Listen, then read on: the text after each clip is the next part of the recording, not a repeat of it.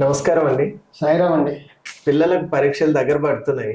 మరి ఈ నేపథ్యంలో పిల్లలు ఎక్కడ కూర్చొని చదివితే బాగా చదవగలరు? అంటే వాళ్ళకి గుర్తుండాలి, బాగా చదివింది కాస్త గుర్తుండాలి, చదివింది మెమరీలో. అర్థం కావాలి, ఆ, బాగా చదవాలి అనేటువంటి ఒక ఉద్దేశం లోపల నుంచి కలగాలి. కరెక్టే, మంచి ప్రశ్న అడిగారు. కానీ ఏంటంటే ఊరికే ఎగ్జామ్స్ టైమ్స్లోనే అడుగుతుంటారు చాలా మంది. అవునండి, వాస్తవం. మనం academic year every 1 year, throughout. 1 year class మారుతాం అవునండి. కదా. అవును. ఇయర్ మొత్తం పట్టించుకోరు. అవును. ఇంకా ఎగ్జామ్స్ వస్తున్నాయంటే ఇంకా పరిగెత్తడం, ఉమ్. వాళ్ళని ఎక్కడ కూర్చోబెట్టి చదివిస్తే బాగుంటుంది అవును. అంటే. ఒక్కసారి ఇన్నాళ్ళు మీరు ఎప్పుడు చదవలేదు, ఒక్కసారి ఇంకా ఎగ్జామ్ దగ్గర పడ్డాయని మనం కరెక్ట్ ప్లేస్లో కూర్చుంటే ఆ మెథడ్కి అప్పుడే ఎక్కిపోతుంది అంటారా? బాగుంది.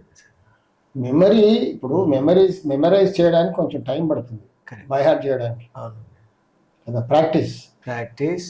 ఇప్పుడు మనం క్యాల్కులేటర్ వచ్చిన తర్వాత 1+1 అంటే కూడా మర్చిపోయాం. అవును. పాత వాళ్ళు ఇలా అని టక్కున టోటల్ వేసేవాళ్ళు. ఎంత పెద్ద లిస్ట్. పై నుంచి కిందికి, కింది నుంచి పైకి కూడా క్యాల్కులేట్ చేసేవాళ్ళు. నిజమే. 2+2 అంటే ఇలా ఇలా అనుకోవాలి. అంటే యూఆర్ నాట్ ప్రాక్టీసింగ్. ముందు టేబుల్స్ మన క్లాస్లో ప్రాక్టీస్ చేయించేవాళ్ళు. అవును. మొత్తం 20 వరకు చెప్పేవాడు కదా. అప్పుడు ఏంటి, చెప్పి చెప్పి చెప్పి సడన్గా లేపి వాడిని అడిగేవాడు, అదే స్టార్ట్ చేయాలి. అప్పుడు వింటే కదా మధ్య నుంచి స్టార్ట్, వినకపోతే ఎవరు వెళ్ళి పెట్టేవాడు. అందుకు అట్లా ప్రాక్టీస్ క్లాస్లో. అప్పుడు ఏంటి, మనకు 25 అంటూ 100 అట్లా చెప్పేస్తాం, స్పాంటేనియస్ వచ్చేస్తుంది, అలవాటు అయిపోయింది కదా బ్రెయిన్కి. అవును. ఏదైనా ఒక ప్రాక్టీసే. కానీ ఇప్పుడు ఏంటంటే వాస్తు అనగానే చాలా మంది ఏం చెప్తున్నారు, వాస్తు వాళ్ళు పిల్లల్ని ఇక్కడ కూర్చోబెట్టి చదివిపిస్తే కరెక్ట్గా ఎగ్జామ్స్లో పాస్ అవుతారు, మెమరీ బాగుంటుంది. అవునండి. సరే, ఒప్పుకుంటాను, నాకు కూర్చొని చదివితే బాగుంటుంది, స్థానబలం. కానీ ఆ స్థానబలం ఇన్నాళ్ళు లేని ఒక్కసారి వచ్చేస్తుందా? ఇన్నాళ్ళు ప్రాక్టీసే లేదు, అక్కడ కూర్చోబెట్టగానే ఎగ్జామ్స్ పాస్ అయిపోతాడా? ఇది ప్రతి ఒక్కరు ఆలోచించి. ఇదొకటి. ఇంకొకటి ఏంటి, తూర్పు ముఖంగా తూర్పులో కూర్చొని చదివితే బాగుంటుంది, చదివింది గుర్తుంటుంది అని అంటారు. సరే, అక్కడ కూర్చొని చదువుతూ ఉంటుందా? ఇల్లంతా వాస్తుపరంగా ఉండాలి, ఏ దోషం లేకుండా. మొత్తం ఇల్లంతా. ఆ ఇంట్లో ఈశాన్యంలో దోషం ఉందనుకోండి, ఇప్పుడే మార్నింగ్ ఒక విజిట్కి వెళ్ళొచ్చానండి. Every Thursday I make free visit. Okay. డబ్బులు తీసుకోను. అదే మీరు అన్నారు. నిజంగా అవసరం ఉన్న వాళ్ళకి వెళ్తా. ఈరోజు మార్నింగ్ 9 o'clock ఒక విజిట్ వెళ్ళా. వాళ్ళకు కూడా ఇదే బాధ. వాళ్ళ అమ్మాయి నీట్ రాస్తుంది, ఎక్కడ కూర్చొని చదివితే బాగుంటుంది. తీరా వెళ్ళి అడిగితే అక్కడ వెళ్ళి చూశాను, దోషాలు ఉన్నాయి. ఆ ఇంట్లో వెస్ట్ ఫేసింగ్ హౌస్, అక్కడ ఈశాన్యంలో బెడ్రూమ్, 3 bedroom హౌస్కి ఈశాన్యంలో ఒక బెడ్రూమ్, బాల్కనీ కూడా ఉందనుకో. తూర్పులో బాల్కనీస్ ఉన్నాయి. ఈశాన్య మూలకి ఒక మంచం, ఆ రూమ్ లో ఈశాన్యం బెడ్రూమ్ లో ఈశాన్య మూలకి ఒక మంచం. అక్కడ ఆ ఇంట్లో ఉన్న పెద్ద అతను పడుకుంటున్నాడు, ఓల్డ్ మ్యాన్. నాకు ఆ ఇల్లు చూడగానే చెప్పా, కిడ్నీ ప్రాబ్లం ఉంది ఇంట్లో. షాక్ అయిపోయారు. అవునండి, మా తాతయ్య గారికి, మా హస్బెండ్కి really suffering with kidney problem, liver problem. మీరు ఎలా చెప్పారంటే, మరి వాస్తు చూస్తే చెప్పాను నేను, నాకేం మంత్రం శక్తి లేదు, ఏం లేదు, అతి శక్తులు ఏం లేదు. ఆ ఇల్లు చెప్తుంది కాబట్టి చెప్పాను. ఇమీడియట్గా తీసేమన్నాను. సో వాళ్ళ మన్మడ్ రూమ్లోకి వెళ్ళా. మమ్మీ డాడీ, ఓల్డ్ పీపుల్ ఇద్దరు, ఆవిడేమో మనవరాలతో పడుకుంటుంది నైరుతి బెడ్రూమ్లో, మదర్ ఫాదర్ ఇంకొక పిల్లోడితో పడుకుంటున్నారు. ఆ రూమ్లో చూడగానే ఈశాన్యంలో టాయిలెట్, ఈశాన్యంలో మూలకి ఆ రూమ్లో డ్రెస్సింగ్ టేబుల్, స్టడీ టేబుల్. నేను చెప్పాను, the fellow will be very naughty, చదవడు, దెబ్బలు తగులుతుంటాయి. వాళ్ళ పేరెంట్స్ షాక్ అయిపోయారు. అవునండి, సేమ్ యాజ్ ఇట్ ఈస్, మానం దెబ్బలు తగులుతుంటాయి, ఈజ్ వెరీ నాటీ. ఏం చేస్తాడో ఆడికే తెలియదు, టాపాన్ని దూకేస్తాడు పైనుంచి. ఈశాన్యంలో దోషం ఉండడం వల్ల ఇలా జరుగుతుంది. ఇంట్లో కూడా అస్తవ్యస్తం అంతా. ఎందుకంటే ఇంటి మొత్తానికి ఈశాన్యంలో మంచం, ఆ బెడ్రూమ్ ఎప్పుడు అది క్లోజ్ ఉంటుంది. అంటే ఈశాన్యం రూమ్ బంధించేసిన దోషం. ఇంకా ఈ పిల్ల ఎక్కడ కూర్చొని చదువుకుంటే ఎక్కుతుంది, ఎక్కడ కూర్చున్నా ఒకటే. అండ్ చదువుకునే ప్యాటర్న్ ఏంటి, నైట్ 10 o'clock నుంచి మార్నింగ్ 5 వరకు చదువుతుంది. 10 to 5 evening, night, early morning 5 వరకు చదువుతుంది. సో నేను అక్కడ చిన్న కరెక్షన్ చేశా. తొందరగా పడుకో 8 o'clockకి, మార్నింగ్ 3 o'clock లేచి ఫ్రెష్ అప్ అయితే 4 అవుతుంది. 4 నుంచి చదవడం మొదలుపెట్టు, బ్రహ్మముహూర్తంలో చదివితే అప్పుడు నేను బయటకి ఎక్కుతుంది. అరే no uncle, it's not possible, you have to. అంటే ఈ కొద్ది రోజుల్లో చేస్తే కాదు, ఫిబ్రవరిలో ఎప్పుడో ఎగ్జామ్స్ ఉన్నాయి బోర్డు, మరి you have to practice. First లేవగానే నిద్ర వస్తుంది, టకా టకా పడుతుంటావు, కొన్నాళ్ళు ప్రాక్టీస్ చేస్తే then your memory will be all right. మన శాస్త్రం ఏం చెప్తుంది, బ్రహ్మముహూర్తంలో లేచి చదివితే మంత్రం పట్టించినా చదివినా అది మైండ్ ఫ్రెష్ ఉంటుంది, అబ్జర్వ్ స్వీకరిస్తున్నారు. నువ్వు నైట్ అంతా చదువుతున్నావు, ప్రొద్దున పడుకుంటున్నావు 5కి, క్వైట్ రివర్స్ కదా. ఎంత కష్టపడ్డా లాభం లేదు అసలు. ఈరోజు మార్నింగ్ వెళ్ళొచ్చింది ఫ్రెష్ కేసు చెప్తున్నాను, చిన్న కరెక్షన్ చేశా, అయినా నువ్వు చెయ్యాలి. మరి ఆ పాపని ఎక్కడ అక్కడ నైరుతి బెడ్రూమ్ లో వాళ్ళ నాన్నమ్మతో పడుకుంటుంది. ఆ రూమ్ లో కొంచెం దోషం అని చెప్పా, థైరాయిడ్ ప్రాబ్లం ఉంది and you have gynaec problem also.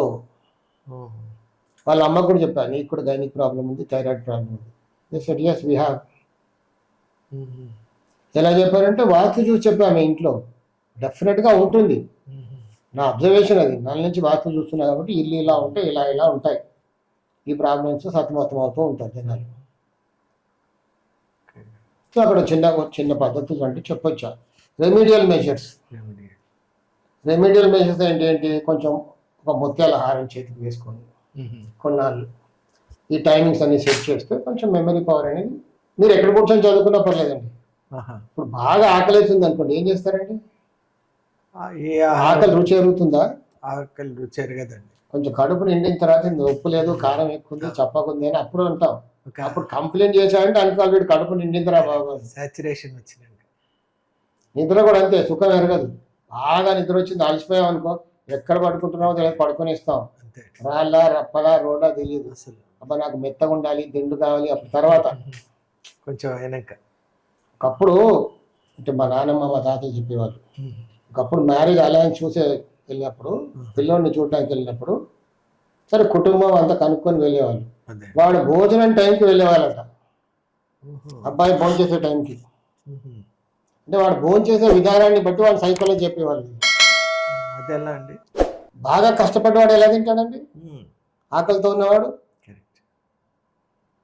గబగబా తినేస్తాడు. నాజుగ్గా ఉన్నవాడు, కడుపు నిండి ఉన్నవాడు అన్ని పోతులు కొట్టుకుంటూ తింటాడు. అందులో ఇదే ఏరేయడం, మిరపకాయ ఏరేయడం, పోసగింజలు ఏరేయడం, కంప్లైంట్స్ అలా వాళ్ళు చెక్ చేసేవాళ్ళట. చాలా బాగుంది. సో ఇక్కడ చదువు గురించి ఇప్పుడు ఎక్కడ చూసినా యూట్యూబ్స్ లో ఇదే, ఇక్కడ కూర్చోవాలి, ఈ ప్లేస్ కరెక్ట్. వాస్తుకు తీసుకెళ్ళినప్పుడు కూడా ఇదే అడుగుతారు, గురుగారు మా వాడిని ఎక్కడ కూర్చోబెట్టి చదివించాలి, మా అమ్మాయిని ఎక్కడ కూర్చోబెట్టి చదివించాలి అని అంటే, ఎక్కడ కూర్చొని చదివినా ఎక్కుతుంది. చదవాలన్న తపన, ఇంట్రెస్ట్ ఉండాలి.